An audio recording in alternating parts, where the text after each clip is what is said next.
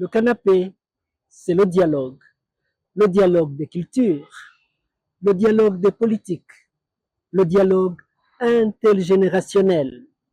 Le canapé, c'est aussi l'apprentissage du français. Le Rwanda abrite depuis ce lundi une conférence panafricaine sur les soins chirurgicaux en Afrique. À cette occasion, le Premier ministre Edouard Ngirente a demandé que les discussions mènent sur le développement de la main-d'œuvre et l'innovation pour transformer les soins de santé sur le continent.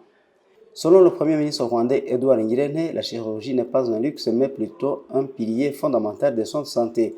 Pourtant, a-t-il dit, 70% de la population mondiale n'ont pas accès à des soins chirurgicaux sûrs, opportuns et abordables.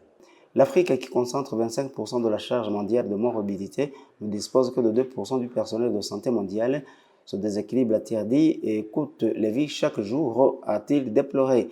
Il a déploré que l'Afrique, qui concentre 25% de la charge mondiale de morbidité, ne dispose que de 2% du personnel de santé mondial. Ce déséquilibre, a-t-il dit, coûte des vies humaines chaque jour.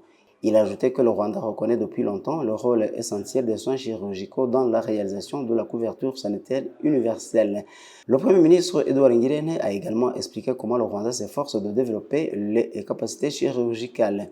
Il a expliqué qu'aujourd'hui, le gouvernement rwandais élabore une feuille de route pour développer les capacités chirurgicales et investir dans la formation et garantir à tous l'accès à des procédures vitales pour tous.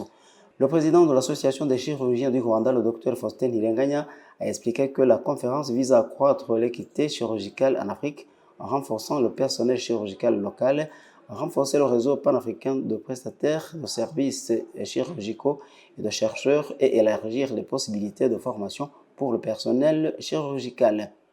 Il a indiqué que cette conférence est conçue pour soutenir la recherche clinique en chirurgie et la publication par des chercheurs africains et sur les publications africaines et à partager les innovations visant à combler les lacunes en matière de chirurgie dans les contextes où les ressources sont limitées.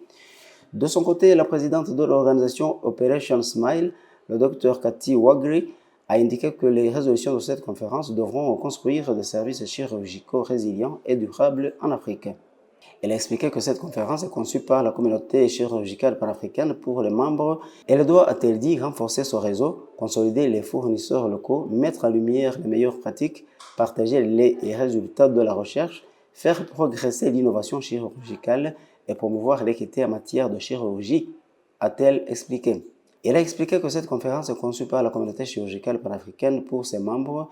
Elle doit aussi, a-t-elle dit, renforcer son réseau, consolider les fournisseurs locaux, mettre en lumière les meilleures pratiques, partager les résultats de la recherche et faire progresser l'innovation chirurgicale et promouvoir l'équité en matière de la chirurgie. Cette conférence de 5 jours a été organisée par l'Université du Rwanda en partenariat avec le Rwanda Surgical Society, Operation Smile et le ministère rwandais de la Santé. C'est pour la première fois qu'elle se tient. Elle réunit la communauté chirurgicale et de recherche panafricaine ainsi que des universitaires, des décideurs politiques, des experts en politique chirurgicale mondiale et des parties prenantes clés. Vital Ndayambaje, le canapé.